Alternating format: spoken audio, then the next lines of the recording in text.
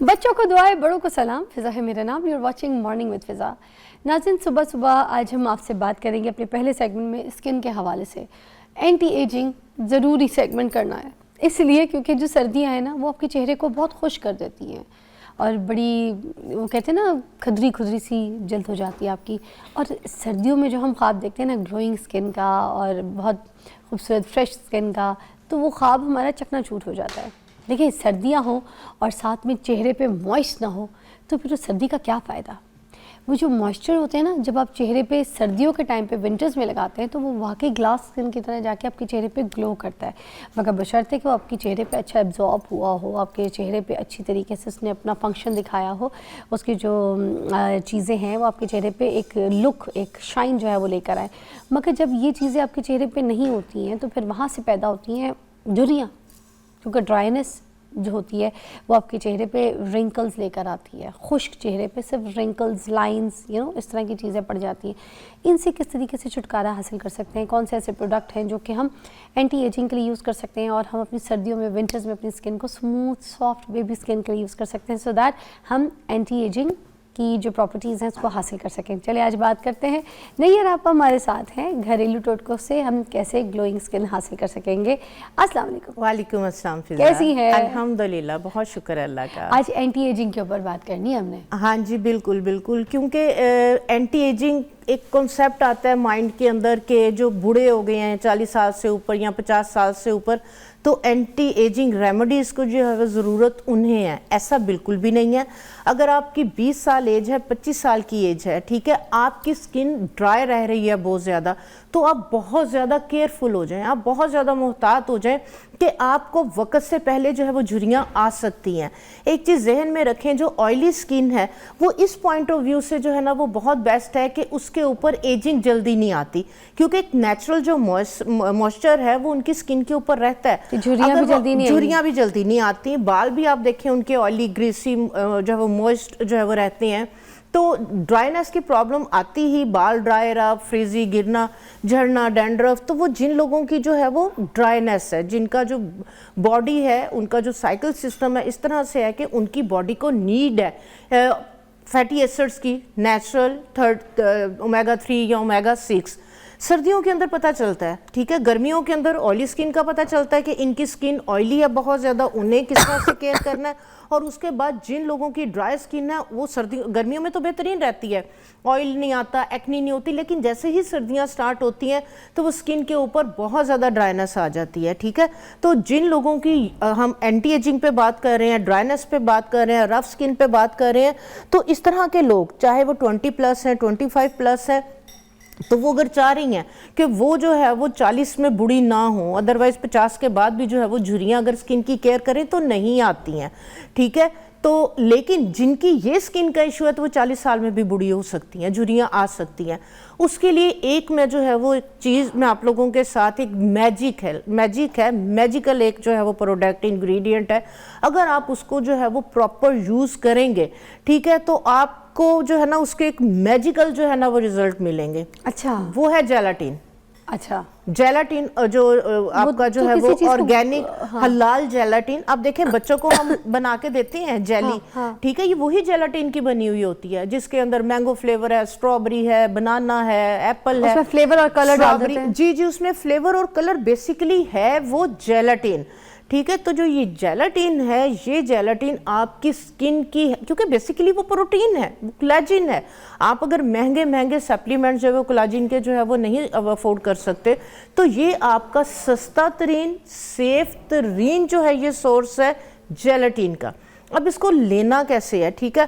आप अगर जो बनी बनाई बच्चों वाली जेली लेके आते हैं वो महंगी है, आप अनफ्लेवर्ड जेली लेके आए, ठीक है। उसके बाद हम बात करेंगे सर्दियों की, और सर्दियों के अंदर अगर गाजर की बात ना करें, गाजर में रिच विटामिन ए है, और ब्यूटी टर्मिनोलॉजी के अंदर एंटी एजिंग के लिए विटामिन ए बेस्ड, चाहे वो आपकी क्रीम्स हैं, चाहे वो खाने में है, चाहे वो सीरम्स में है, रेटिनॉल बेसिकली विटामिन ए है, ठीक है। रेटिनॉइड्स और रेटिनॉल्स आपने पढ़ा होगा बहुत ज़्यादा प्रोडक्ट पे कि एंटी एजिंग के अंदर रेटिनॉल मेन इंग्रेडिएंट है, और रेटिनॉल क्या है, विटामिन ए, और गाजर के अंदर क्या है, रिच विटामिन ए। तो विटामिन ए का इसीलिए source- गाजर का हलवा जो है ना इतने कदीम से खाया जा रहा है और जी, इस्तेमाल सर्दियों में खास तौर पे। सर्दियों में तो उसके अंदर रिच विटामिन ए है। आप क्या करें कि आप गाजर का जूस निकाल लें, ठीक है, गाजर का जूस तो आप पी ही रहे हैं, उसके साथ जब आप जेलेटिन ऐड कर लेंगे, अब उसको ऐड कैसे करना है आपने? उसके जूस के अंदर? उसके जूस के अंदर आपने क्या करना है, आप जो है वो 1 कप जो है वो पानी का ले लें, पानी, क्योंकि जेलेटिन आप ठंडे पानी में डालेंगे तो वो गुठलियां बन जाएंगी उसकी, ठीक है, लम्स बन जाएंगे। आपने 1 कप जो है वो जूस ले लेना है गाजर का, उसको आपने जो है वो नीम गरम करना है, तेज आग पे उसको पकाना नहीं है। नीम गरम करके 1 चाय की चम्मच उसके अंदर जो है वो आप जेलेटिन डाल दें अनफ्लेवर्ड, ठीक है। अगर आपको शुगर वगैरह का कोई इशू नहीं है तो उसके अंदर आप फ्लेवर के लिए ½ टीस्पून के करीब शुगर डाल दें और थोड़ा सा जो है वो लेमन जूस डाल लें। उसके बाद उस जेली को जमा लें।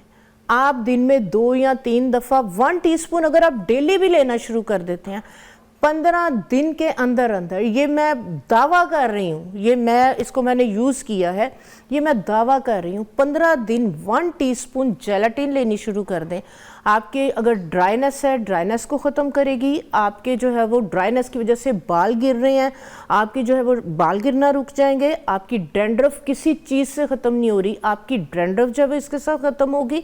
और दूसरे नंबर पे आपके जॉइंट्स में ड्राइनेस की वजह से खटखट की आवाज़ें आ रही, पेन हो रही, आपकी लुब्रिकेशन ये लुब्रिकेट करेगा बेसिकली, क्योंकि ये प्रोटीन है, कोलेजन प्रोटीन है। तो ये आपको जो है वो ये आपने लेकिन लेना है हिलाल, लिखा हुआ होता है उसके ऊपर हिलाल जेलेटिन।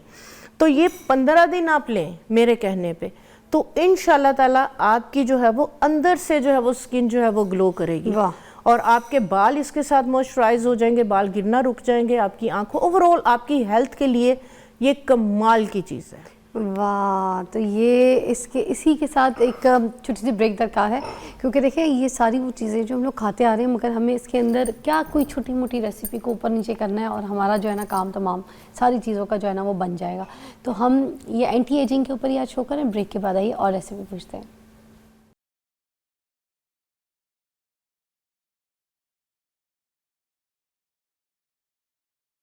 Welcome back. और जेलेटिन आप बना रही हैं ये अलसी के बीज से, है ना, बॉईल करके?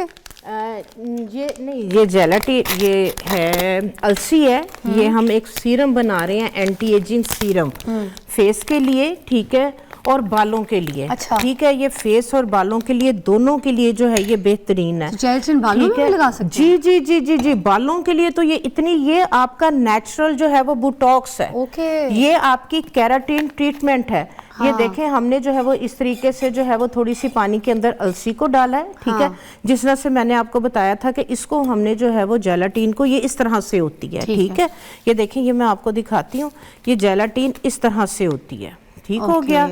तो ये आपने जो है वो तकरीबन 1 टीस्पून के करीब, ये 1 गिलास हमने पानी लिया था, तो हमने जो है वो अलसी को पकाया, ये देखें कितनी इसके अंदर जो है वो लुब्रिकेशन है, ठीक है। तो इसी के अंदर आपने जो है वो थोड़ी सी इस तरीके से जो है वो जेलाटिन डाल के, तो आपने इसको जो है वो इसमें डिज़ोल्व कर लेना, ठीक है। ये वाला जो सीरम आपका बनेगा, ये नॉन सर्जिकल आपका फेस लिफ्ट का जो है ये काम करेगा। अच्छा। इसको इस्तेमाल कैसे करना है ये मैं आपको डेमो दूंगी।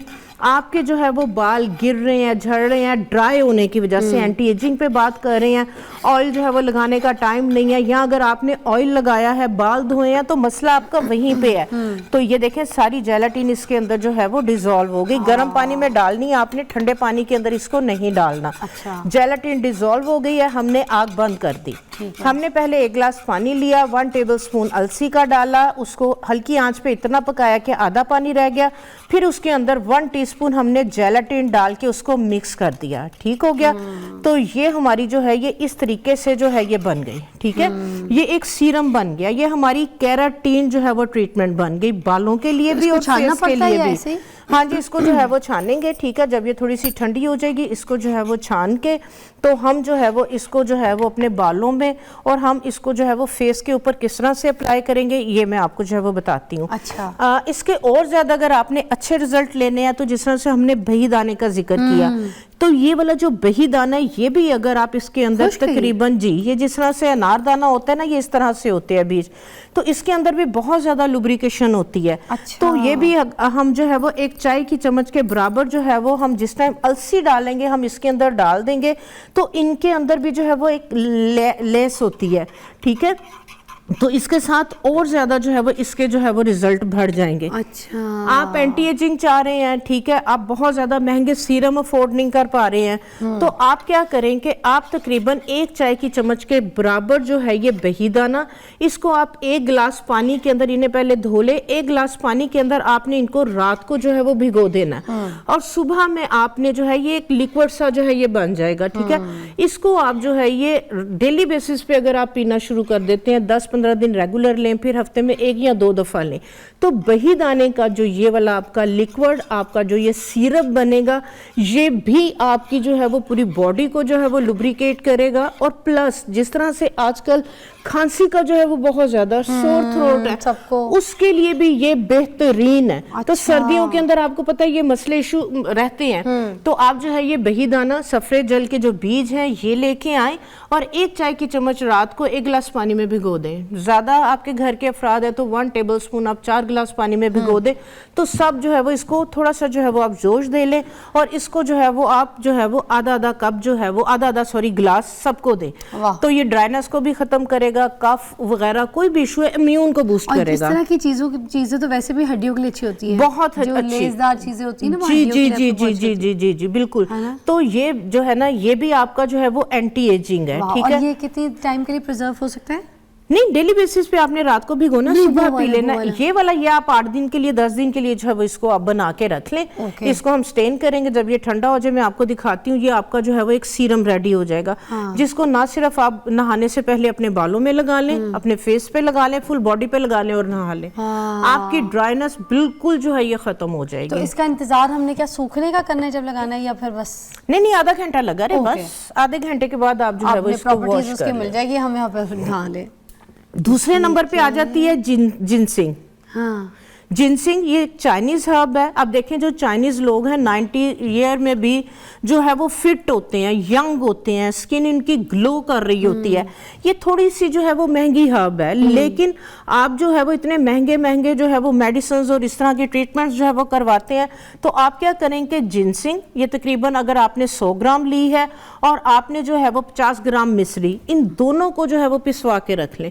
ये आधी चाय की चम्मच रात को अगर आप नीम गर्म दूध के साथ लेना शुरू कर दें, तो आप यकीन करें कि अगर आप 60 के हैं ना तो आप 30 के हो जाएंगे। वाह, यानी कि इतनी ज्यादा आपकी बॉडी के अंदर एनर्जी भी तो आएगी। मिश्री हमने फ्लेवर के लिए लेनी है, इसके भी कोई हाँ फायदे जी, हैं? हाँ जी, फ्लेवर के लिए भी लेनी है। और दूसरे नंबर पे ये क्योंकि थोड़ी सी इस तरह से होती है, वेट सी होती है, ठीक है रूट, लेकिन मिश्री के साथ, मिश्री के साथ इसका पाउडर बहुत अच्छा बन जाएगा और आपको लेनी भी जो है वो आसान हो जाएगी, ठीक है। अगर आपको शुगर वगैरह का इस तरह का इशू है तो आप फिर बेशक उसमें मिश्री ऐड ना करवाएं। अच्छा। लेकिन थोड़ी बहुत जो है वो लेने से कोई इतना इशू नहीं होता। लेकिन अगर आपकी 400 या 500 ज्यादा है तो फिर आप जो है वो इसको अवॉइड कर सकते हैं। तो जो जिनसिंग है इसको जो है वो आप लें। ये भी मेन चीज है, देखें इंटरनल अगर आपकी जो है वो डेफिशिएंसी है, लुब्रिकेशन नहीं है, तो फिर आपकी स्किन पे ग्लो भी नहीं आएगा, बाल भी ड्राइनेस की वजह से गिरेंगे, ठीक है। तो इसका जो है वो इस्तेमाल आप जो है वो सर्दियां स्टार्ट होते साथ ही कर दें और बाद में जो है वो बेशक आप और जो है वो एंटी एजिंग में एक और चीज, आप पानी का बड़ा ख्याल रखा करें। पानी, डिहाइड्रेटेड बॉडी किसी काम की नहीं है। हाइड्रेटेड रखें बॉडी को, तभी ये सारी चीजें आपकी बॉडी में एब्जॉर्ब होंगी। वो खुश्क बंजर मिट्टी जो होती है ना, उसमें जब आप पानी डालें तो क्या हाल होता है, उसको एब्जॉर्ब करने में, मिट्टी को नरम करने में टाइम लगता है। फिर हम उसकी खुदाई भी करते हैं उस पौधे की। आपने देखा होगा मिट्टी की खुदाई क्यों कर रहे होते हैं, क्योंकि वो अंदर से बिल्कुल सूख चुकी होती है, बंजर बन चुकी होती है। हाँ तो पानी नहीं देंगे तो हमारी स्किन और बालों का यही हाल होगा। तो पानी ऊपर से डालने से उससे पहले अंदर, जैसे इंटरनली बात करी ना, वो हमें पानी पीना है। हमारा जिस्म पानी से चलता है, 70% हमारे जिस्म में पानी है। इसके बाद जो है वो मुलट्ठी और सफ़ेद संदल। ये देखें, ये सफ़ेद संदल इस तरह से आता है मार्केट में। ये सफ़ेद संदल एक संदल होता है ना? हाँ जी बिल्कुल, ये संदल का जो दरख्त है ना उसकी ये छाल है, ठीक है। उसको कहते हैं सफ़ेद संदल। सफ़ेद संदल। इन दोनों का जो है ये पाउडर आप जो है ये इस तरह से, ये जो मुलट्ठी है बहुत सस्ती है, ठीक है, ये भी सस्ती है, कोई इतनी महंगी नहीं, पंसारी से ही इसका पाउडर बनवा के रख लें, ठीक है। अब जिस इसका पाउडर है 1 टेबलस्पून इसका आप पाउडर लें और इसको जो है वो आप 100 ml ग्लाइसरीन के अंदर डाल के तो आप इस तरह से जो है वो इसका सीरम बना लें। है नहीं समझ आया, दोबारा बताएं। अच्छी चीज़ है ये मुलट्ठी, सफ़ेद संदल, 50 ग्राम सफेद संदल, 50 ग्राम ही मुलट्ठी, इन दोनों का जो है ये पाउडर बनवा लें। अच्छा। और 100 ग्राम 100 ml आपने लेनी है ग्लिसरीन।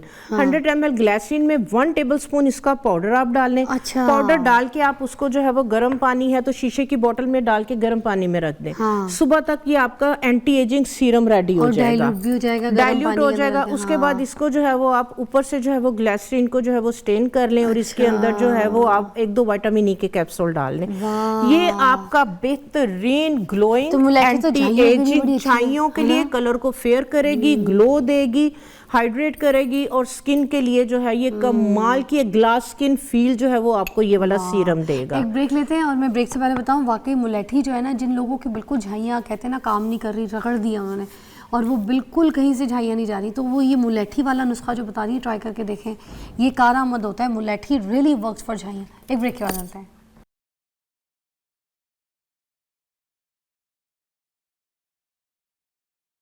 ओके जी, अब हम यहाँ पे फेस वो जो सिरम बनाया था, जो बालों के लिए बनाया था, अलसी वाला जिसमें जेलेटिन डाला था, अब वो हम आपको यहाँ पर करके दिखाएंगे डेमो कि वो लगाना कैसे सर पे और चेहरे पे। अच्छा, छानना है इसको, मगर मुझे देखें कितने, ये वाला जो बैंडेज वाला कपड़ा होता है ना, इससे छाना है इन्होंने, ये देखें, ठीक है, इससे छान रहे हो, कितने आसान तरीके से छन जाना है। वैसे अगर नहीं भी अलसी के बीज निकालना चाहे तो उसकी प्रॉपर्टीज भी तो आप कही थी कि डाल सकते हैं। हाँ जी, बिल्कुल बिल्कुल बिल्कुल बिल्कुल। वो स्टेनर में रखना भूल गई, तो आप जो है वो इसको मलमल के कपड़े के अंदर जो है ना, इसकी जेल को आप ये देखें इस तरह से जो है वो आप स्टेन कर लें। ठीक है, ये देखें, ठीक है, वो अलसी भी साथ ही आ रही है। चले हम अलसी के साथ ही जो है वो इसको कर लेते हैं। ठीक है, ठीक है, हाँ जी, बिठाएं, बैठे, आइए जी, हाँ आइएगा। आप तो वैसी गोरी चिट्टी हैं, खूबसूरत है माशाल्लाह। क्या नाम था इनका, मुझे भूल गया। जिया। जिया।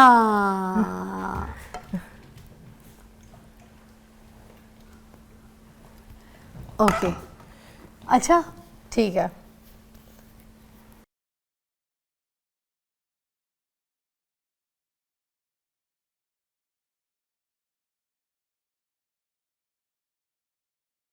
ये हो रहे छन गया। असल में थोड़े दाने आ जाना कुछ नहीं, मगर ज़्यादा नहीं आने चाहिए ना। हाँ, वरना शावर में तो ये निकल जाएंगे इजीली अलसी के बीज। वरना आपको अगर स्टेनर वाला अपना सीन मिल जाए घर पे तो वो भी कर सकते हैं ना। हाँ जी, बिल्कुल। All right. इसमें कुछ और तो नहीं डालना अब हमने, ये रेडी है ना, है ना? हाँ जी, ये नहीं खुली, हाँ खुल गई। इसमें डालना है क्या है ये? हाँ जी, फेस के लिए हम जब अप्लाई करेंगे तो हम इसके अंदर जो है वो थोड़ा सा आप जैतून का तेल, बेशक जो है वो इसको हम फेस पे भी मसाज कर सकते हैं। ठीक है, बालों के लिए भी, ठीक है, आप इसके अंदर ऑप्शनल है, साथ जो है वो थोड़ा सा जो है वो आप जैतून का तेल और थोड़ा सा जो है वो आप कलौंजी का तेल, क्योंकि आपको पता है ये वाले जो 2 ऑयल हैं बहुत ज़बरदस्त हैं, इनके बहुत ज़्यादा बेनिफिट्स हैं। और ये जैतून का तेल। ठीक है, अब हम इसको जो है वो फेस पे अप्लाई करेंगे। ओके, ये पकड़ेगा। अच्छा जी, इसको जो है वो आपने पहले जो है वो फेस को जो है वो अच्छी तरह से वॉश कर लेना है। इसके और ज़्यादा अगर अच्छे फिज़ा रिज़ल्ट लेने हैं ना, तो इस पे जो है ना वो हम ऑयल का जो है वो जैतून का तेल आपको पता है कितनी ज़बरदस्त उसकी क्वालिटीज़ हैं, वो मैं थोड़ा सा आपको जो है वो मसाज का बताती हूँ। ये आपको मास्क उतारने नीचे से उतार दूँ, क्योंकि ये आपको लग जाएगा उसके बाद। हाँ,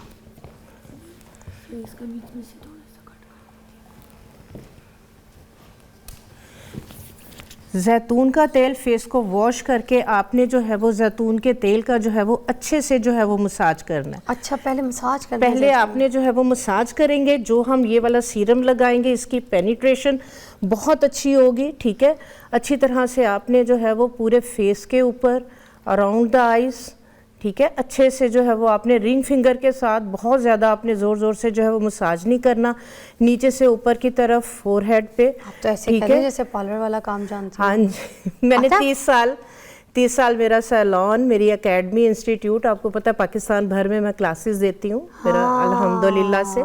ठीक है। तो आपने ये वाले भी सारे कोर्सेज किए हुए हैं, फेस, अल्हम्दुलिल्लाह अल्हम्दुलिल्लाह टोटल जितनी एस्थेटिक ट्रीटमेंट्स है उसकी हम ट्रेनिंग भी देते हैं, मशीनरी भी मंगवाते हैं। अच्छा। और ब्यूटिशियंस को जो है वो पूरा ट्रेन करते हैं। हाथ से कितना मुझे मजे का लगा, मैं समझ गई, मैंने कही तो प्रॉपर कहानी। हाँ जी, अच्छे से, क्योंकि नीचे फेस जब रिलैक्स होगा, फेशियल मसल्स आपके जो है वो रिलैक्स होंगे। हाँ जी, ब्लड सर्कुलेशन, क्योंकि मसाज का जो मेन मकसद है वो ब्लड सर्कुलेशन को बेहतर करना है, ठीक है। ये देखें, इस तरीके से आप खुद से भी कर सकती हैं। थोड़ी सी आप जो है वो प्रैक्टिस करेंगी, कनपट्टियों को आपने इस तरह से मसाज करें छोड़े, मसाज करें छोड़े, इसको थोड़ा प्रेस करें छोड़ें, प्रेस करें छोड़े। इससे क्या होगा कि आपका जो है ना, आप देखें जब सर दुख रहा हो तो परेशान हो तो हम यहाँ से प्रेस करते हैं तो हमें बहुत ज़्यादा रिलैक्सेशन फील होती है। तो आप नाइट में जब इजी हैं तो आप जो है वो इस तरीके से जो है वो मसाज करें। और अपने कानों को ज़रूर ये देखें, इस क्योंकि हमारे कानों के अंदर तकरीबन 50+ प्रेशर पॉइंट्स हैं, तो आप अपने कानों को भी जो है वो अच्छी तरह कानों के अंदर, अपनी उंगलियों के अंदर जो है वो अच्छे से जो है वो मसाज करें। ड्राइनेस आपको पता है कानों के अंदर भी आ रही होती है, कानों के पीछे अच्छी तरह मसाज करें। सरसों का तेल नाक और कान में ऐसे लगाएं। तो अब इसको हमने जो है वो, जो हमने ये सीरम बनाया है जेलाटिन का, इसको लगाना हमने कैसे है, आप जो है वो डायरेक्ट फेस पे भी लगा सकते हैं, लेकिन उसके अगर आपने ज़्यादा अच्छे रिजल्ट लेने हैं तो आपने इस तरीके से, ये मेडिकल गोज आराम से जो है ये मिल जाते हैं मेडिकल स्टोर से, ये लगा के लगाना जी जी। इसके साथ ये जितनी देर तक थोड़ा वेट रहेगा, पूरे फेस पे जो है वो प्रॉपर लगा रहेगा, इसकी जितनी अच्छी पेनिट्रेशन होगी उतने अच्छे जो है वो इसके रिजल्ट आएंगे। ये तो दी मम्मी लगने लगी ये आप किसी भी जो है वो आप हेल्पर की जो है वो, आपने देखी मूवी दी मम्मी? अब इसको लगाना किस तरीके से है, इसको आपने इस तरीके से, ये जो हमने जो है वो अलसी की और जेलाटिन की, इसके अंदर मैंने थोड़ा सा जो है वो ऑलिव ऑयल भी डाला है, इसको आपने इस तरीके से नीचे से ऊपर की तरफ आपने लगाना है। ये ड्राई होके बिल्कुल जो है ये हार्ड हो जाएगा। इसको लगा के आपने क्या करना है कि इस तरीके से लेटना है कि आपका जो सर है वो बेड से थोड़ा सा नीचे हो, नीचे की तरफ, ताकि ब्लड सर्कुलेशन आपकी जो है ना वो फेस की तरफ होनी चाहिए। तो ब्लड सर्कुलेशन आपकी फेस की साइड पे होगी तो इसकी पेनिट्रेशन भी अच्छी होगी और इसका रिजल्ट आपको जो है वो बहुत अच्छा मिलेगा। इस तरीके से आपने किसी की भी हेल्प ले लेनी है, कोई नहीं है तो आप इसको डायरेक्ट भी फेस पे लगा सकते हैं, लेकिन आप उसी टाइम डायरेक्ट लगाएंगे तो ये होगा कि वो फौरन ड्राई हो जाएगा। जब हम कपड़े के साथ लगाएंगे, कपड़े के साथ लगा के लगाएंगे तो ये देर तक आपके फेस के ऊपर जो है वो लगा रहेगा। आंखों पर भी लगा सकते हैं? जी जी, आंखों पे भी। ये देखें, आंखों पे भी अगर ड्राइनेस है, आंखों पे जो है वो रिंकल्स आ रही हैं, तो सबके लिए जो है ये बेहतरीन है, ठीक है। इस तरीके से आप पूरे फोरहेड पे, आप जो है वो नोज पे, ठीक है, और इस तरीके से आप इसको जो है वो पूरे आईज पे भी इस तरह से। हेलो जब हम अपने सैलून पे ये लगाते हैं ना फिजा, तो हम क्लाइंट का जो है वो हाथों का, पाँव का, नेक का साथ साथ जो है वो मसाज कर रहे होते हैं। अच्छा, आपने फेस पे मसाज की, वो सो गई थी, मैंने खराटे सुनी है टीवी पे, ऑन रिकॉर्ड है, ऑन रिकॉर्ड है आपकी खराटे, इतने आपके मसाज के देखे बेनिफिट्स हैं। हाँ जी, बिल्कुल। फेस की मसाज से भी बंदा बहुत रिलैक्स होता है, बहुत ज्यादा। फेस मसाज अगर अच्छा है, बहुत आपने टिप्स के साथ किया है, ये नहीं है कि आप हाथों के साथ और तेज तेज जो है वो मूवमेंट के साथ कर रहे हैं, तो उसमें ये है कि रिलैक्स होने के बजाय जो है ना वो क्लाइंट जो है ना वो थक जाता है, एग्जॉस्ट हो जाता है। ब्रेक लेते हैं, ब्रेक के बाद देखेंगे वापस आके कि ये सांस ले रही है ना।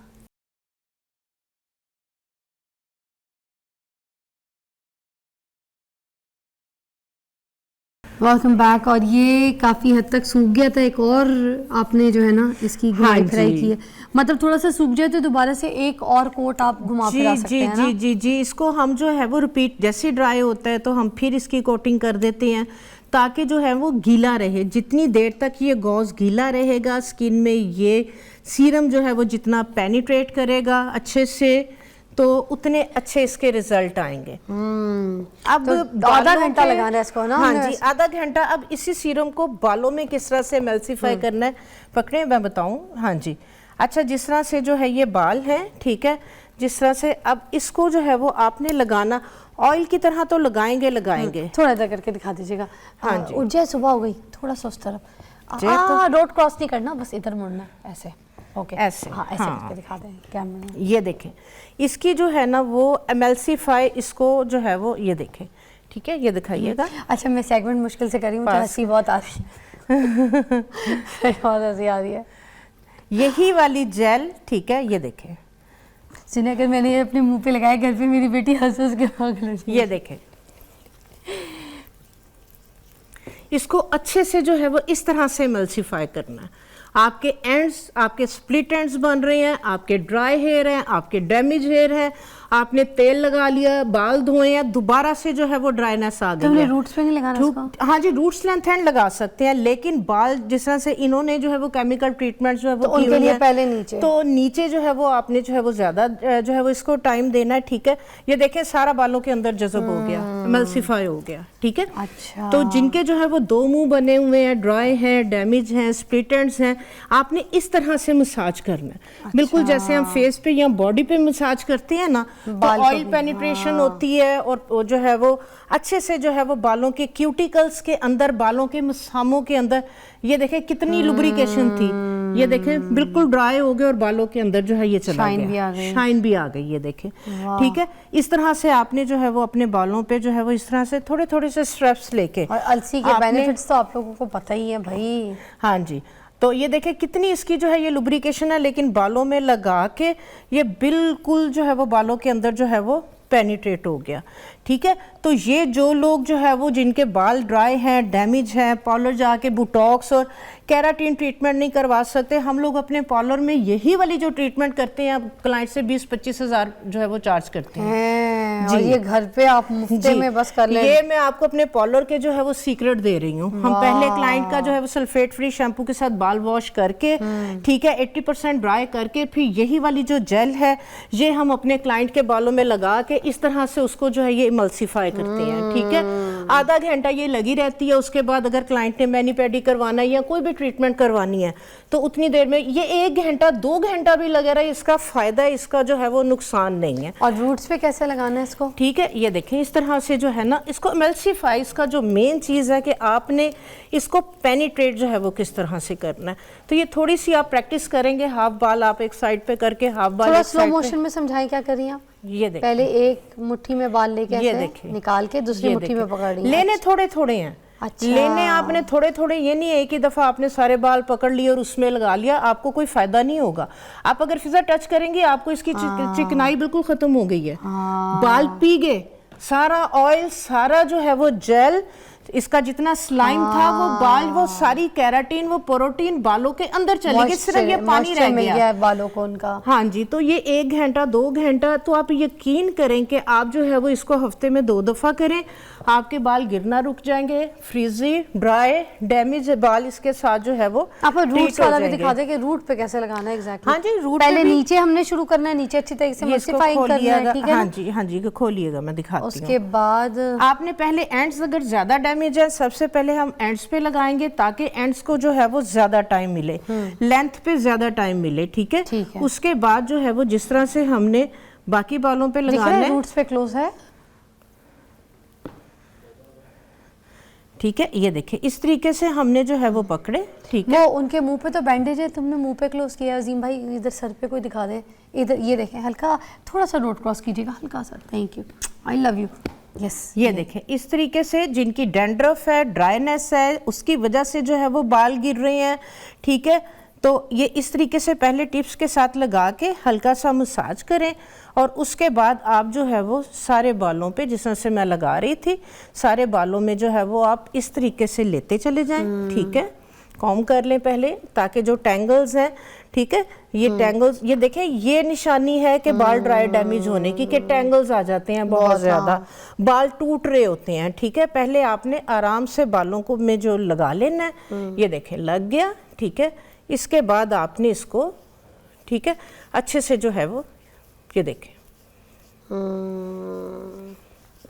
अच्छे सारा से ये आपने emulsifying का है। एमल्सीफाई ये आपने मस्ट करना है, आपने ऐसे ही लगा के ये देखिए एमल्सीफाई कर रही हूँ, सारी इसकी जो ड्राइनेस है वो जा रही है और सारा moisture बालों होते के जा रहा है। अंदर जो है ये देखिए पेनिट्रेट हो गया। ये देखिए टैंगल खुलने लग गए, ऐसे ही है। ये देखिए कितने टैंगल्स आ रहे थे, ये देखिए एकदम जैसे हम से बाल कंडीशनर लगाते हैं मास्क के साथ, दिस इज अ उसका मास्क। नुकसान है। देखिए कंडीशनर का नुकसान है, वो एकदम से आपके बालों को और वीक, रूट्स को वीक कर देता है। तो ये देखिए टैंगल्स हाथ के साथ ही खुल गए, कितने सिल्की हो गए, सॉफ्ट हो गए बाल, और बाल सारा जो है वो इसको अपने अंदर एब्जॉर्व कर लिया। ये प्रोसेस अभी हम कर रहे हैं, मगर आपको ब्रेक के बाद यहाँ पे दिखाते हैं, ठीक है? Take a break.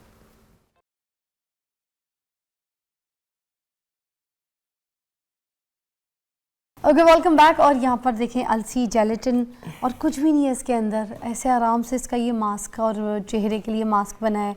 और ये जो है ना एंटी एजिंग भी है, ड्राइनेस के लिए भी है, और चेहरे को, बालों को मॉइस्चर करता है। कितनी अच्छी तरीके से उन्होंने घर में आपको बता दिया कि अपने बालों को किस तरह से मॉइस्चर कर सकते हैं। असल में बाल जब ड्राई होता है तो टूटता है ना, स्कैल्प से भी और रूट से भी। बिल्कुल आपके जब बर्बाद हो जाता है तो रूट से आपका बाल टूटना शुरू हो जाता है, ऐसी है? बिल्कुल जी बिल्कुल। जब ड्राई होता है तो जाहिर सी बात है कि बिल्कुल आजकल देखें सर्दियां हैं, सर्दियों के अंदर दरख्तों के पत्ते कैसे खुश्क हो के गिर रहे हैं ड्राइनेस की वजह से। तो इसी तरह से जो आपकी स्किन है, आपके बाल हैं, वो भी ड्राई होने की वजह से जो है वो ब्रेक हो रहे होते हैं, टूट रहे होते हैं। गर्म पानी से हम नहा रहे हैं, पानी प्रॉपर नहीं ले रहे, डिहाइड्रेटेड है आपकी बॉडी, पानी का इनटेक प्रॉपर करें। और जो है वो आप अपने बालों को, ऑयलिंग इतना फायदा नहीं देगी जितना फायदा आपको ये केराटिन बोटॉक्स जो है वो जेल देगी। अच्छा, इसका एक और मैं आपको बेनिफिट बता दूं। आपके हाथों पाँव में बहुत ज्यादा ड्राइनेस है, किसी भी तरह से ड्राइनेस नहीं जा रही, आप वीकेंड के ऊपर ये वाली जेल ढेर सारी बना लें, इसको अपने फेस पे, अपने बालों पे, अपनी फुल बॉडी पे लगा लें। आपके हाथों की ड्राइनेस किसी चीज के साथ नहीं जा रही, ये आप लगा के 5 मिनट के बाद वॉश करेंगे, आप हैरान हो जाएंगे कि है मेरे जो है वो ड्राइनेस कहाँ गई, और इतनी ग्लो, इतनी शाइन इसके साथ आएगी कि आप सोच नहीं सकते। ये बना के रखिए, 8 दिन 7 दिन आपका हफ्ता जो अच्छा निकल जाएगा। और अगर हम हफ्ते में 2 या 3 बार भी कर लें तो हमारे बालों में जो है ना, स्कैल्प में जो है मॉइस्चर अच्छा आ जाएगा। ये ज़रूर करें, क्योंकि स्कैल्प में इचिंग शुरू हो जाती है अगर ड्राइनेस हो। और इची स्कैल्प आपको बहुत तंग करता है। आप सोचे किसी से आप बात कर रहे हैं और आप ऐसे बात कर रहे हैं, अच्छा मैं बताया डैंड्रफ आपकी शोल्डर्स पे गिर रही है, बहुत ज्यादा जो है वो शर्मिंदगी होती है। तो ये सारी चीजों के लिए जेलाटिन, आप यकीन करें, आपके किचन के अंदर एक जो है वो 100-150 रुपए की ये डिब्बी है, जो कि आपकी 6 महीने जो है वो आराम से जो है वो चल सकती है। और इसके इतने अमेजिंग बेनिफिट्स हैं, जिस तरह से मैंने खाने में भी आपको बताया कि किस तरह से आपने इसको यूज करना है, और हेड टू टो आपने किस तरह से अपनी बॉडी को एक नेचुरल प्रोटीन, नेचुरल कोलेजन जो है वो आपने जो है वो अपनी बॉडी को देना है। तो आप इसको जो है वो मेरे बताए गए जो है वो रेसिपी के मुताबिक आप यूज करेंगे तो आप यकीन करें मुझे दुआएं देंगे इंशाल्लाह। वैसे भी दुआएं। ये कैसे निकलेगी? हाँ जी, ये जो है ये अभी तो थोड़ा सा गीला है, जब ये ड्राई हो जाएगा तो जब इसको उतारेंगे तो ये पूरा एक जो है वो इस तरह से मास्क की तरह से ही जो है ये उतरेगा, पत्थर की तरह। हाँ जी, हाँ जी, बिल्कुल। ये हार्ड हो जाएगा, क्योंकि जो जेलाटिन है ये ड्राई होकर आपको पता है हार्ड हो जाती है, तो ये हार्ड की तरह से जो है ना ये उतरेगा। ठीक है, तो इसको आप जो है वो, अगर गॉज नहीं है, ठीक है, आप पार्लर जा रहे हैं, आप अपना ये वाला मास्क बना के ले जाएं। अच्छा। उन्हें के बेशक आप चार्ज करें, लेकिन जो है ना मैंने ये जो है वो आपसे अप्लाई करवाना है। अच्छा। तो आप वहां पे जाके ये अप्लाई करवाएं अपने बालों वगैरह पे। आपने यानी कि महीने के अंदर या हफ्ते में 1 दिन अपने आप को 1 घंटा लाजमी दें। वाह, क्या बात है, बहुत आला, ज़बरदस्त। जेलेटिन मास्क भी आपने बड़ा अच्छा बता दिया हमें, फेस का, हेयर का, और साथ में जैसे ये नरम नरम रूट्स, क्योंकि एंड्स जब ड्राई हो जाती है ना तो रूखे खुश्क बाल नीचे से एंड्स के इतने बुरे लगते हैं। और आपको पता है ड्राइनेस की वजह से जो एंड्स की 2 मुँहें निकलती है ना, वो भी ड्राइनेस की वजह से निकलती है। बिल्कुल। फटे हुए बाल नहीं होते जिनके बालों में बम फट जाता है, उनके बालों को मॉइस्चर की ज़रूरत होती है। हम मॉइस्चर नहीं देते, हम उनको तेल तो पिला रहे होते हैं, मगर तेल इतनी अच्छी तरीके से मुझे नहीं लगता कि एब्जॉर्ब होता है। वो जो 2 मुँहे बाल होते हैं उनमें ज़्यादा अच्छी चीज़ें इस तरह की एब्जॉर्ब होती हैं, जो ये हमारे पास अल्लाह ताला की तरफ से ये क्या था, हमारे पास फ्लेक्सीड थी हैं। हाँ जी, बिल्कुल। तो ये सारी चीज़ें, जैतून का तेल और जो है वो जेलाटिन, नेचुरल सोर्स ऑफ आपकी जो है वो केराटिन और प्रोटीन। और जेलेटिन के तो फायदे आप लोगों ने देख लिए, पीने के हिसाब से भी बता दिया उन्होंने, लगाने के हिसाब से भी। तो ये ज़रूर इस्तेमाल करें। अभी आप मेरे साथ ही कहीं नहीं जा रही हैं, एंटी एजिंग पे 1-2 नुस्खे और बताने आपने मुझे। ठीक हो अच्छा, गया। वो मुलेठी वाला एक आपने सिरम बताया, ठीक है। हाँ जी। कोई ऐसी चीज़ क्या हम मुझे बताइएगा कि ये जो स्क्रबिंग वगैरह होती है, चेहरे की जो पील ऑफ होती है, क्या एंटी एजिंग में काम करती है या फिर ये बिल्कुल नहीं करनी चाहिए, इससे रिंकल पड़ जाते हैं? नहीं। अच्छा, मजे की बात बताऊं, कुछ क्लाइंट्स आप आ जाइए। थैंक यू सो मच, बहुत बहुत शुक्रिया आपका। अच्छा नैयर जी, मुझे ये बताइएगा कि जो गर्दन की लाइंस होती हैं, गर्दन की वजह से बहुत जल्दी एज की पहचान हो जाती है, क्या इसका ख्याल रखने के लिए कोई ऐसे नुस्खे हैं जिससे एंटी एजिंग की प्रॉपर्टीज हासिल कर हाँ सकें? जी, बिल्कुल। कुछ लोगों के जो है वो नेक के ऊपर जो है वो ज़्यादा जो है वो लाइंस आ रही होती है, इसलिए कि फेस को तो जो है वो कर लेते हैं हर तरह से उसका ख्याल, लेकिन जब नेक की बात आती है, हाथों पाँव की बात आती है, तो वहाँ पे आके कंजूसी कर जाते हैं। तो उसमें एक जिस तरह से मैंने मसाज का बताया, ठीक है, नाइट के अंदर अगर जिन लोगों को ये इशू है तो आप जो है वो बेहतरीन, जिस तरह से मैंने बताया, जैतून का तेल, ठीक है, अगर 50 ml जैतून का तेल है, 1 चाय की चम्मच उसके अंदर कलौंजी का तेल डाल लें, 4-5 विटामिन ई के कैप्सूल ऑप्शनल हैं, लेकिन 1 टीस्पून उसके अंदर कैस्टर ऑयल लाजमी आप डालें। ये वाला फेशियल ऑयल एंटी एजिंग जो है वो आप बना के रख लें। इस ऑयल का जो है वो आपने रात में जो है वो फेस को वॉश कर लिया, ठीक है, तो इस ऑयल का जो है ना वो आप अच्छे से जो है वो मसाज करें। मसाज जो है वो आपने इस तरह से करना है कि आपका जो है वो ब्लड सर्कुलेशन जो है वो बहुत तेज हाथों से नहीं करना। उसके लिए सबसे बेहतरीन ये है कि अगर आपने फेस वॉश किया हुआ है, ऑयल को हल्का सा नीम गर्म गुनगुना सा कर लें, ठंडा ना हो, नीम गर्म हल्का सा करके जब आप मसाज करेंगे आपकी हाथों की हीट से, और ऑयल को आपने नीम गर्म किया होगा, तो उसकी पेनिट्रेशन जो है वो बेहतर होगी, ठीक है, ब्लड फ्लो जो है वो बेहतर होगा। उसके बाद नेक की, जिस तरह से मैंने बात की कि जिनको ये इशू है वो क्या करें, 10 से 15 मिनट के लिए अपने बेड पे लेटे हैं ना, इस वाले ऑयल का मसाज करके आप बेड पे इस तरह से लेटें कि आपका जो सर है वो बेड से नीचे जो है वो लटका हुआ हो, ताकि ब्लड का फ्लो जो है ना वो एक तो आपके फेस की तरफ हो। जब आप इस तरीके से जो है वो लेटेंगे, आपके जो है ना ये मसल्स जो है ना वो स्ट्रेच होंगे, तो उसके साथ भी जो है वो आपकी जो है वो डबल चिन जिन लोगों की है उन लोगों के लिए बेहतर है, और जिनकी लाइंस आ रही हैं, ठीक है, उनके लिए भी ये बेहतर है। तो ये वाला जो ऑयल है, ये यकीन करें कि अमेजिंग ऑयल है, facial oil, anti ageing, dryness को ख़त्म करने के लिए, स्किन की ग्लो के लिए, हर तरह से जो है ये बेस्ट है। तो ये जो टूल्स वगैरह होते हैं जिसके थ्रू मसाज किया जाता है फेस पे, आपको पता है अब तो सारे फेशियल मसाजेस इससे हो रहे हैं, हाँ तो ये एंटी एजिंग के लिए कारआमद होते हैं, इनको इस्तेमाल कर सकते हैं? जी जी, बहुत बेस्ट है। आप देखें, हाइड्रा फेशियल के अंदर बेसिकली सबसे पहले तो वो वैक्यूम करते हैं, डर्माब्रेशन करते हैं, डेड लेयर को, डेड सेल्स को जो है वो उसके साथ जो है वो रिमूव करते हैं। उसके बाद उसके अंदर एक स्क्रबर है, वो स्क्रबर क्या करता है, पहले हम स्क्रब यूज़ करते थे आर्म स्क्रब, ठीक है, जिसके अंदर जो है वो ग्रेन्स होते थे, तो वो वाला जो स्क्रबर है आप जेल लगा के उसके साथ रिमूव करते हैं तो वो आपकी डेड लेयर को रिमूव कर देता है। उसके बाद जिस तरह से आपने इलेक्ट्रॉनिक माइक्रो करंट जो है वो मसाज की बात की, फिजा माइक्रो करंट जितने भी हाइड्रा के अंदर टूल यूज़ हो रहे होते हैं, नो डाउट आउटस्टैंडिंग उसके रिजल्ट है। एक हम मसाज अगर किसी भी प्रोडक्ट, सीरम वगैरह या किसी फेशियल ऑयल या मॉइस्चराइजिंग क्रीम के साथ करते हैं, अगर हम 10 मिनट मसाज उसका करते हैं, मसाज का मकसद ही ब्लड सर्कुलेशन को बेहतर करना है और क्रीम की पेनिट्रेशन को स्किन की लेयर के अंदर एब्जॉर्ब करना है। तो ये वाले जो टूल्स हैं ये आपकी स्किन की थर्ड लेयर के अंदर जो है वो, जो भी आप हाइलुरोनिक, नियासिनामाइड या जो भी आप ट्रीटमेंट जो है वो आप अपने क्लाइंट पे कर रहे हैं, उसकी पेनिट्रेशन को जो है ये इजी करता है। उसके अंदर आपकी हाई फ्रीक्वेंसी आ जाती है, आपका गल्वेनिक आ जाता है, और आपके डिफरेंट जो है वो फोटोफेशियल्स आ जाते हैं।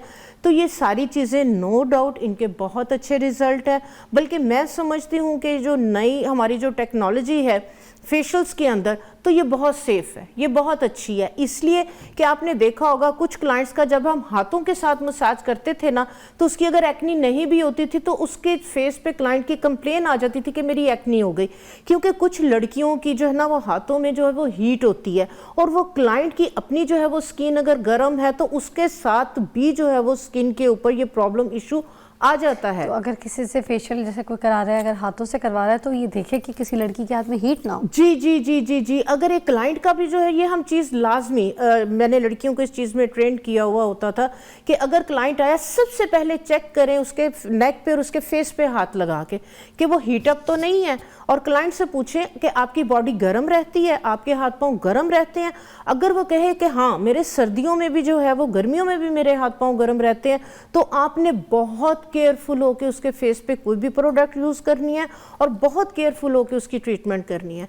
इस तरह के फेस के ऊपर अगर आप ज़्यादा मसाज करेंगे, क्योंकि ऑलरेडी हीटअप है उनकी स्किन, उनकी बॉडी का टेम्परेचर ज़्यादा है, और आप जब मसाज करेंगे उससे और ज़्यादा जो है वो हीट होगी, तो उसके साथ अगर जिनकी स्किन की लेयर थिन है, जिनकी स्किन सेंसिटिव है, तो रैशेस भी आ जाते हैं, थोड़ी सी जो है वो एक्नी भी जो है वो बन जाती, एक्टिव एक्नी बन जाती। तो इस वजह से जिन लोगों का चेहरा बहुत ज़्यादा गर्म रहता है तो वो फिर गर्म चीज़ों को अवॉइड करें और बहुत ज़्यादा अपने फेस के ऊपर बहुत ज़्यादा ऑयली और बहुत ज़्यादा मसाज वगैरह इसको जो है वो मत करें। थैंक यू सो मच नहीं आपका बहुत ज़बरदस्त शो दिया आपने, बड़ी इन्फॉर्मेशन, बड़ी टेक्निक्स और बड़ी अच्छे मास्क और हेयर मास्क थेरेपीज सारी हमें यहाँ पे सिखा दी करना, अपने घर पे भी इस्तेमाल कीजिए और अपने आप को खूबसूरत बनाइए। आपको एक ब्रेक के बाद मिलते हैं।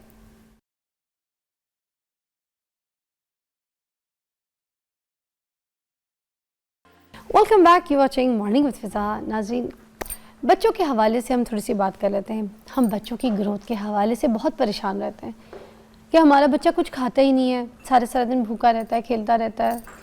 अब अगर हम बच्चे को देखें, बच्चा वैसे लुक वाइज बिल्कुल ठीक होता है, उसको कोई इशू नहीं होता है, मगर हमारा दिल करता है हमारा जो बच्चा ना ज़रा गोल मटोल हो, कबलो हो, प्यारा, थोड़ा भारी हो, है।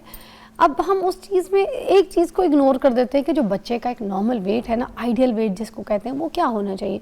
बच्चा बहुत ज़्यादा सूखा कांगड़ी पहलवान भी नहीं होना चाहिए। कांगड़ी भी कोई पहलवान होता है मेरी ज़बान में, और एक जो होता है ना पहलवान होता है, एक कांगड़ी पहलवान होता है और एक पहलवान होता है। तो बच्चों के दोनों ये जो फैक्टर्स हैं ये ठीक नहीं होते, है ना। अब फिर उसके हवाले से अगर हम जो चीज़ मिस कर रहे होते हैं वो ये कि जो बच्चे की हाइट जो बढ़ रही होती है, ठीक है ना, उसको भी, क्योंकि हम ज़ाहिर सी बात है मेजर तो नहीं कर रहे होते, कोई फीता रख के तो बार नहीं इंची टेप से देख रहे होते, मगर हम ऐसे अंदाज़ा लगा लेते कि अच्छा ठीक है यार, फ़लानी का बच्चा बढ़ गया कद में, इसका हमारा बच्चा नहीं बढ़ा, अच्छा ठीक है, ये नेबर साथ खेलते थे, ये नेबर के बच्चे ने कद निकाल लिया, हमारे बच्चे, तो इस तरह से थोड़ा सा नोटिस या कोई हम देख लेते हैं। तो हम किस तरीके से अपने बच्चों की ग्रोथ पे काम करें, उनकी ग़िज़ा, उनकी कौन सी ऐसी लाइफ रूटीन्स जो है थोड़ी सी चेंज करें जिससे हमारे बच्चों के अंदर जो है ना कुछ अच्छी न्यूट्रिशन हम डालें, कुछ वाइटामिन्स, कौन सी ऐसी चीज़ें जो एक्स्ट्रा में बचपन में खिलाएं और उनकी ग्रोथ से लेके उनकी नशोनुमा पे लेके सब पे काम करें। आज बात करेंगे, हमारे पास डॉक्टर शहराम तबस्सुम साहब मौजूद हैं, चाइल्ड स्पेशलिस्ट हैं। आज इनसे सारी बातें पूछेंगे। अस्सलाम वालेकुम। वालेकुम सलाम जी सर, आज हम बात करें बच्चों की ग्रोथ के ऊपर, और ये किस तरीके से हम जज कर सकते हैं कि हमारा बच्चा जो है वो सही नशोनुमा नहीं ले रहा, या क्या उसके अंदर ऐसी कमी है कि जिसकी वजह से या तो वो उसका कद नहीं बढ़ रहा, या तो फिर उसका ये मसला है कि वो कोई मोटा हो रहा है ज़्यादा, या फिर वो बहुत ही सूखता जा रहा है, पतला होता जा रहा है। देखें, उसमें सबसे पहले तो आपका शुक्रिया कि आपने बुलाया। दूसरी सबसे इंपॉर्टेंट चीज़ ये है कि बच्चों की जो ग्रोथ होती है ना, वो सबसे इंपॉर्टेंट होती है माँ बाप के लिए और सोसाइटी के लिए भी देखने के लिए, क्योंकि जो माँ बाप होते हैं ना, तो उनको अपने बच्चे को ये देखना ज़्यादा अच्छा लगता है कि उनका मोटा हो, हेल्दी हो। उनके लिहाज से जी बच्चे का जो सबसे ज़्यादा पैरामीटर है ना पाकिस्तान की सोसाइटी में, को जो जितना बच्चा मोटा होगा ना वो उतना ही ज़्यादा सेहतमंद है, लेकिन ऐसा बिल्कुल नहीं है। बच्चे की ना दो तरह की ग्रोथ होती है, एक होती है जहनी ग्रोथ, एक होती है जिस्मानी ग्रोथ। जहनी ग्रोथ को हम नापते हैं कि बच्चे ने किस उम्र में क्या क्या काम किए हैं, उसके 4-5 पैरामीटर्स हैं, जैसे ग्रॉस मोटर है, फाइन मोटर है, सोशलाइजेशन है, वर्बल स्पीच है, इस तरह की चीज़ें हैं। लेकिन जो फिज़िकल ग्रोथ होती है ना, उसको नापने के भी पैरामीटर्स हैं, जैसे कि बच्चे का कद कितना है, बच्चे का वेट कितना है। बच्चों में और बड़ों में फ़र्क ये होता है कि बच्चों की जो पैरामीटर्स हैं ना, वो एज डिपेंडेंट होते हैं कि किस एज में बच्चे का वज़न कितना है और किस एज पे बच्चे का कद कितना है। अगर एक एज पे बच्चे का वज़न अपने एज के मुताबिक ठीक है, हाइट ठीक है, तो परेशानी वाली कोई बात नहीं है, क्योंकि ये डिपेंड करता है आपकी न्यूट्रिशन पे, आपकी जेनेटिक्स पे और आपके एनवायरनमेंट पे कि आपका एनवायरनमेंट कैसा है। आजकल हमारे बच्चों में जो माएँ आती हैं उनका यही कंसर्न ज़्यादा होता है कि जी, अक्सर आपने सुना होगा, वो कहती हैं कि जी मेरा बच्चा कुछ खाता नहीं है, मैं उसके पीछे पीछे भागती रहती हूँ तो वो कुछ खाता नहीं है। देखें, ऐसा तो बिल्कुल नहीं करना चाहिए माँ बाप को कि बच्चों को ज़बरदस्ती कोई चीज़ खिलानी नहीं चाहिए। इससे हमारे माशरे में, हमारी सोसाइटी में ओबेसिटी बहुत बढ़ गई है। ओबेसिटी जो होती है उसमें बच्चों का वज़न बहुत ज़्यादा बढ़ जाता है, तो उसकी वजह से पेरेंट्स तो खुश हो रहे होते हैं उसको देख के कि जी हमारा बच्चा हेल्दी है, लेकिन ऐसा बिल्कुल नहीं होता। अगर बच्चे का कद भी कम, वज़न कम है तो वो भी ख़तरे वाली बात है, अगर एक हादसा से ज़्यादा है तो वो भी ख़तरे वाली बात है। और मगर आम माँ को किस तरह से पता चलेगा, कोई एज का पता हो कि किस एज में कितना वजन हो, कोई बीएमआई टेस्ट होता है जिससे पता चल सकता है? देखिए उसके ना पैरामीटर्स हैं, जो बीएमआई है ना, जो आपका प्रोग्राम है उसके लिहाज से लोगों को ये अंदाज़ा नहीं होगा कि ये कम्प्लेक्स टेस्ट है कि बीएमआई हम करते हैं एज के मुताबिक हाइट और वेट को लेके, लेकिन यूजुअली आम तौर पे हम कहते हैं कि जब बच्चा पैदा होता है उसका वज़न 2.5 से 3.5 किलो तक हो तो वो नॉर्मल है।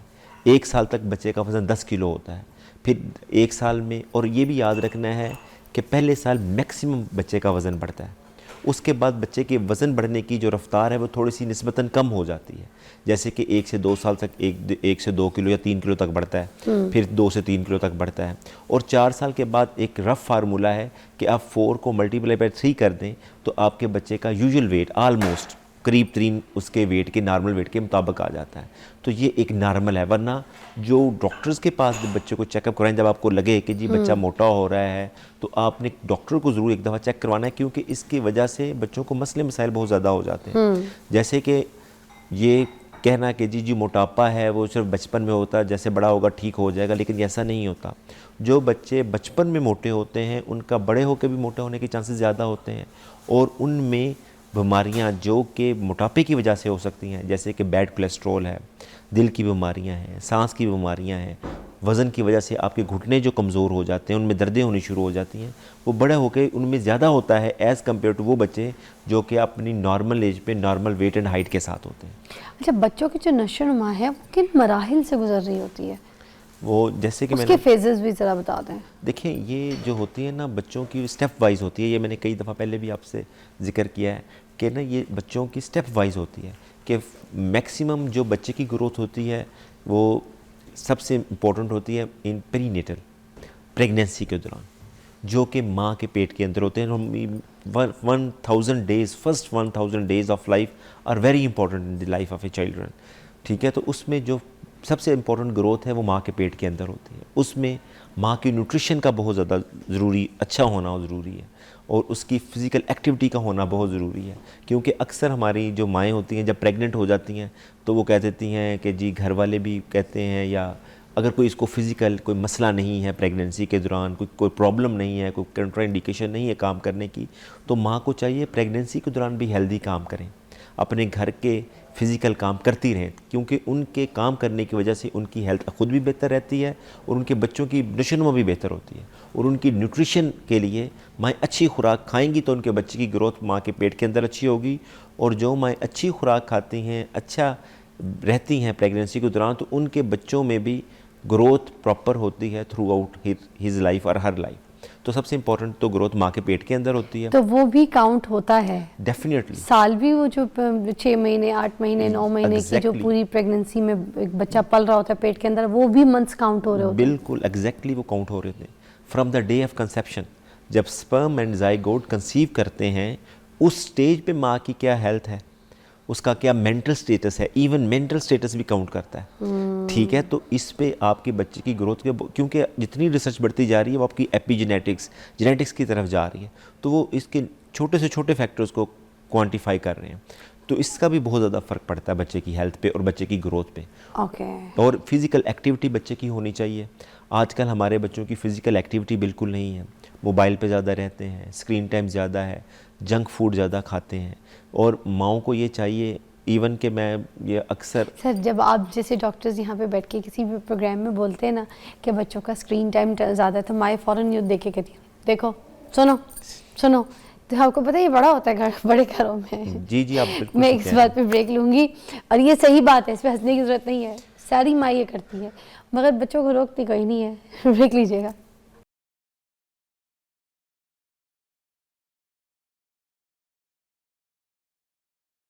अच्छा, अब ये बच्चों के अंदर अगर विटामिन डी की कमी हो रही है, आप जैसे एक्टिविटी की बात कर रहे थे, तो बच्चों को फिर जाहिर सी बात है विटामिन डी की जो सोर्स है और कैल्शियम की जो सोर्स है वो आपके हड्डियों के लिए बड़ी इंपॉर्टेंट होती है। ठीक है, तो अब बच्चों को अगर ये सोर्स नहीं मिल रही है, इसके अंदर डेफिशिएंसी है, किसी बच्चे के अंदर कमी है, तो वो तो लथार्जिक भी रहेगा, वो उसके अंदर वैसी एनर्जी नहीं रहेगी। तो कभी हमें ये भी नहीं पता चलता कि बच्चा अगर सुस्त हो रहा है, डाउन हो रहा है, पढ़ाई में अच्छा नहीं है, तो कहीं इसके अंदर विटामिन डी या इसके अंदर किसी कैल्शियम की कमी तो नहीं हो रही है? देखिए, हमारी जो सोसाइटी है ना, उसमें हमारी फूड डिप्राइव्ड सोसाइटी है, इसमें अब लोगों को पैसे होते हुए भी या चीज़ें मौजूद होते हुए भी प्रॉपर डाइट नहीं ले रहे होते। तो जब एक चीज़ की कमी होती है ना, तो वो एक चीज़ की कमी नहीं होती। सिर्फ आइसोलेटेड एक चीज़ की कमी नहीं हो सकती किसी बच्चे में। अगर उसमें विटामिन डी की कमी है तो उसमें आयरन की भी कमी होगी, उसमें मैग्नीशियम, जिंक और दूसरी चीज़ों की भी कमी हो सकती है। आपने सबको एवेलुएट करना होता है, ठीक है। तो जो मेन सोर्स है, नो डाउट आयरन और विटामिन डी डेफिशिएंसी जो है वो बहुत कॉमन है, लेकिन उसका सिर्फ ये जो है ना एक चीज़ पे असर नहीं होता कि जैसे सिर्फ हड्डियों पे असर हो विटामिन डी का। विटामिन डी का आपकी स्किन पे, आपके थायराइड पे, आपके लंग्स पे और आपके ब्रेन पे बड़ा असर होता है। कैल्शियम एब्जॉर्ब नहीं होता, विटामिन डी विटामिन अगर डी कम है, अगर विटामिन डी कम हो तो कैल्शियम डेफिनेटली एब्जॉर्ब नहीं होता और हड्डियाँ कमज़ोर रह जाती हैं। हड्डियाँ कमज़ोर रहने की वजह से फ्रैक्चर ज़्यादा हो जाते हैं। और विटामिन डी का मैं आप क्योंकि सर्दियां हैं और स्मोक भी है, तो ये माओ को ज़रूर कहना चाहूँगा कि एक तो अपने विटामिन डी लेवल लें, जो कि प्रेग्नेंट हैं वो खुद खाएं, और अपने बच्चों को भी विटामिन डी दें, क्योंकि जिन बच्चों में विटामिन डी की कमी होती है उनमें रेस्पिरेटरी इन्फेक्शन होने के चांसेस बहुत ज़्यादा हो जाते हैं। तो इसलिए भी वो आप ये चीज़ें लें।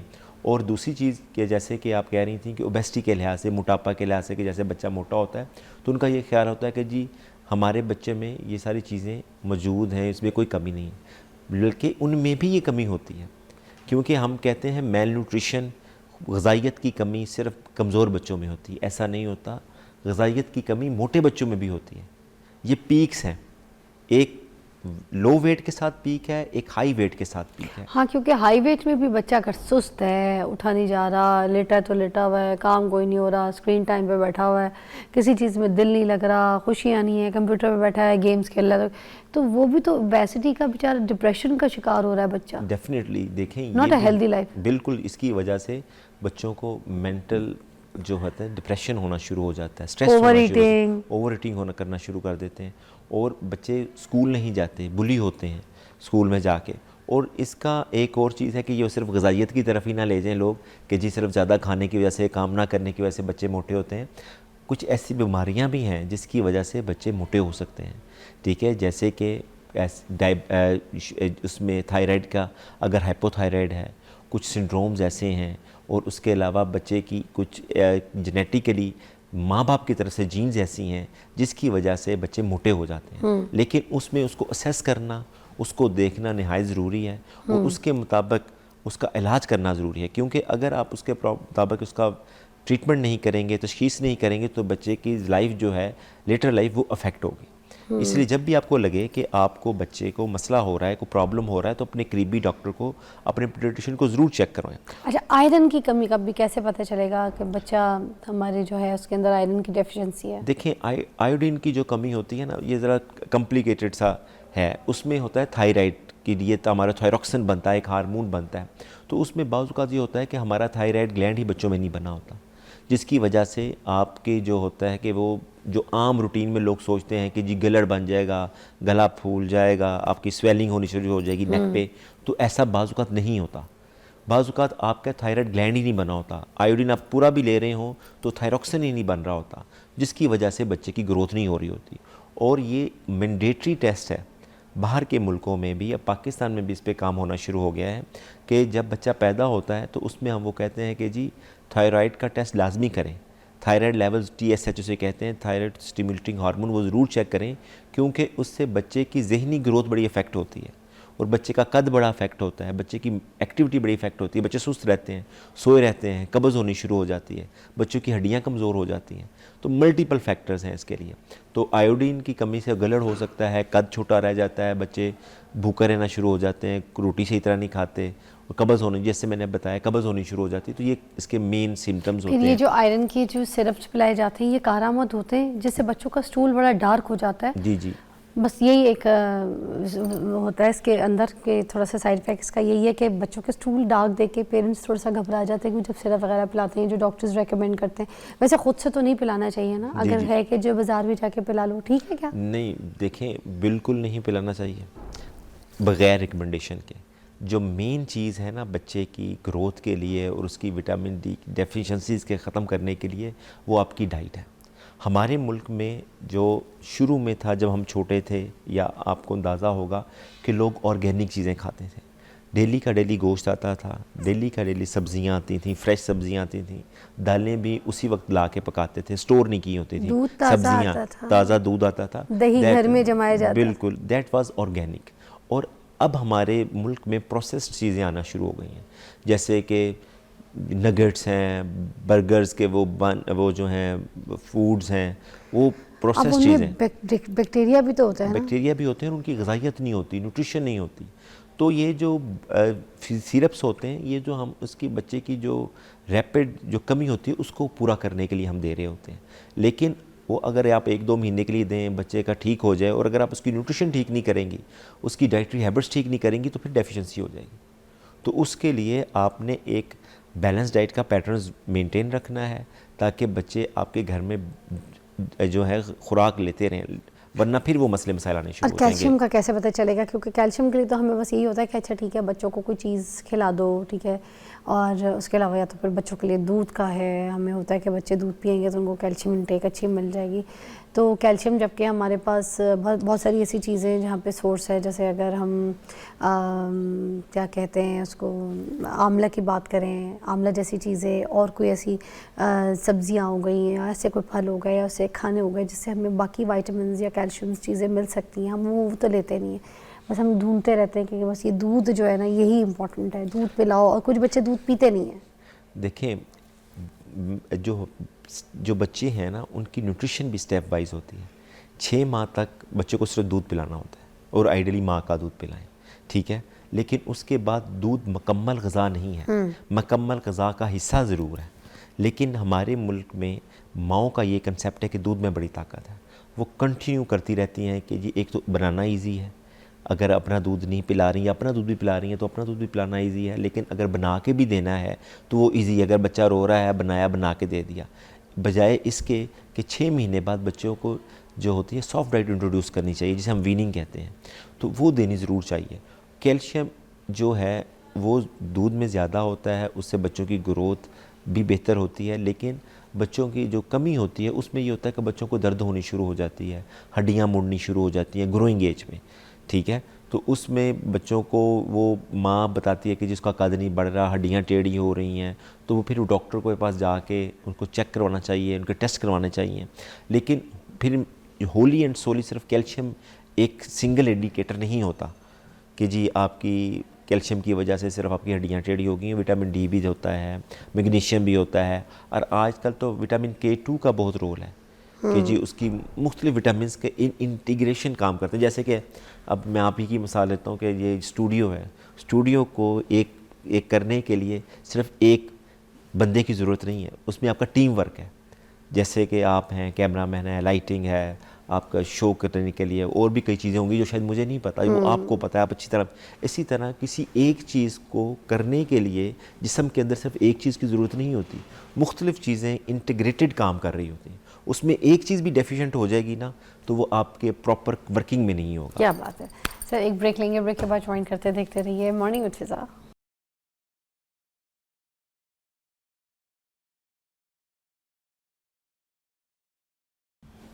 Welcome back, you watching morning with Fiza. अच्छा नाज़रीन, हम यहाँ पर अभी जो है ना, क्योंकि बच्चों की ग्रोथ के ऊपर, बच्चों की नशो नुमा के ऊपर बात कर रहे हैं, बच्चों की नींद भी बहुत इंपॉर्टेंट है, इसको माइनस नहीं कर सकते। हमारे बच्चे ना सारी रात जाग रहे होते हैं, मोबाइल पे बैठे होते हैं, या फिर टीवी देख रहे होते हैं, खेल रहे होते हैं, या कज़न्स के साथ अगर रह रहे हैं, अगर जॉइंट फैमिली सिस्टम है तो वहाँ पर भी हुल्लड़ मचा हुआ है। तो बच्चों की नींद बड़ी डिस्टर्ब रहती है। उसकी वजह से ना बच्चे जब नींद पूरी नहीं करते तो उनका ब्रेन का जो फंक्शन है वो सही काम नहीं कर रहा होता है। चिड़चिड़े, गुस्सा, बदतमीज़, रोते रहेंगे, गुस्सा रहेंगे, हाइपर रहेंगे, ज़िद मनवाने की कोशिश करेंगे हर वक्त।